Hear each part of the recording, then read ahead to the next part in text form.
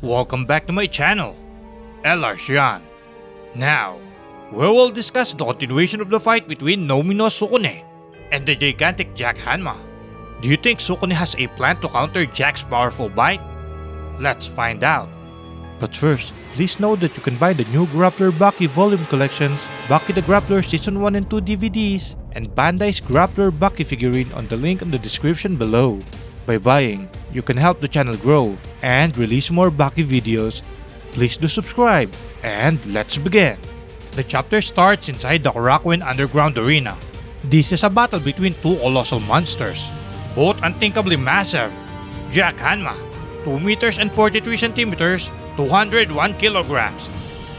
Nomi no Sukune, over 2 meters and 10 centimeters, over 250 kilograms. The crowd is shouting, "He's huge! Massive! That can't be the same Jack! Sukune's 2 meters, and he's taller than him! How is he so much bigger than Sukune? Jack is over 2 meters tall, 42 centimeters over that is. His size itself is practically cheating. Then, on top of his size, Jack's main weapon is his biting, a hideous vicious style." The crowd commented, "Did you see his? Were those all silver teeth?" Sukune then said, "The history of Grand Sumo is a history of big men.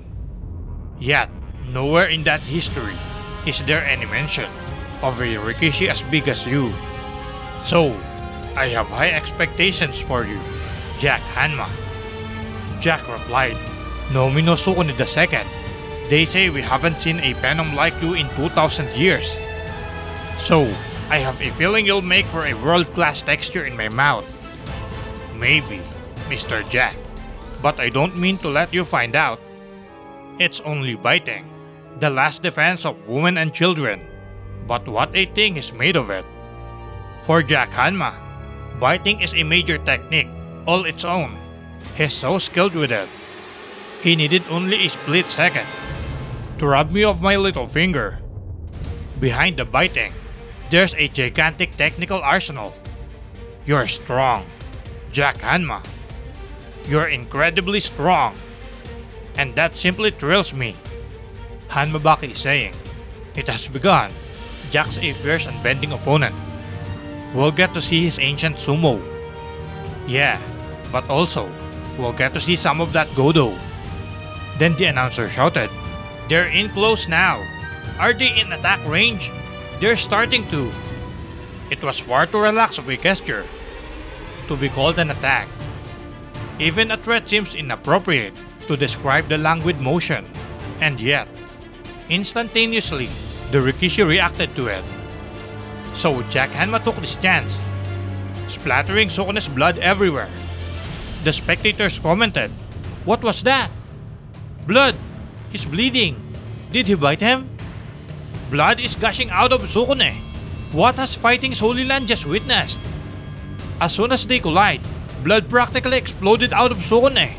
I am mystified. What happened there? What did Cyborg Jack do to him?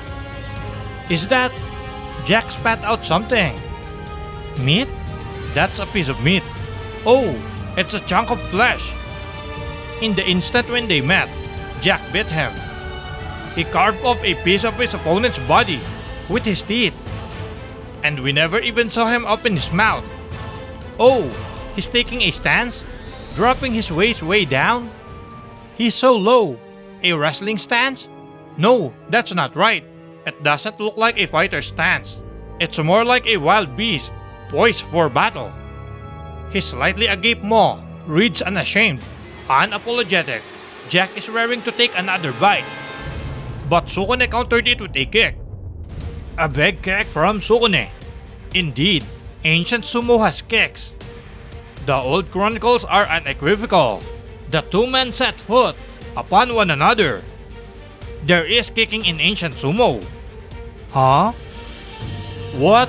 Sukune's heel is shredded. This man is a demon. He's Jack the Reaper. Godo. What a fearsome style. That's right. Ancient sumo fought with their feet. Two men drove their feet into one another. But blood is pouring from Sukune's foot. What a terrifying thing! Who could have imagined such a style exists? Oh, and Sukune looks different now. Ancient Sumo has changed tack. Ah, his stance. Is that stance? In ancient times in the East, Kongo was the word for diamond, and therefore, their mightiest Rikishi they dubbed the Kongo Rikishi.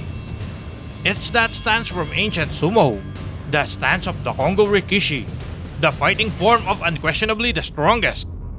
Tokugawa then said, "It's that stance, the same one Biscuit Oliva took in his match with Sukune." Then the god of Sumo moves in, punching Jack Hanma straight in the face. He got him, a clean shot to the jaw, and that diamond fist comes out unscathed. Then he follows up with a slap to the face. He piles on, a furious, indignant Harite. But it's not over just yet. At the same time, both men find a favored position. So, what do you guys think? Do you think Nomi no Sukune can still have a comeback? Comment down your opinion below. Special thanks to Stranger Dragons Prevail, Sam Shars, Francois, The Real Zervan, a Patreon of the Odds, Jacket, Johnny Mike, Matt, Iron Mike V1, OK, Garuda, Alec Morin, Vegapunk, Just Danzo, Isom Harris, Awesome Swixable, Trent Becker, Core, Well, AWG, Game Freak Place, Maximilian Mellon, Thomas West, Alexander Macias, Sam, Casey, Shitpost Gaming, Lenel, Ayavik the Gamer, Oreg Jesus, Doc Reaper, Joshua Ash, Dwight Rigby, and Davis Uber Als. We really appreciate your help. If you want to support my channel, please subscribe to my Patreon, LR Shion. I will put a link in the description below. Our next discussion will be about the conclusion of the match between Nomi no Sukune and the gigantic Jack Hanma. Stay tuned.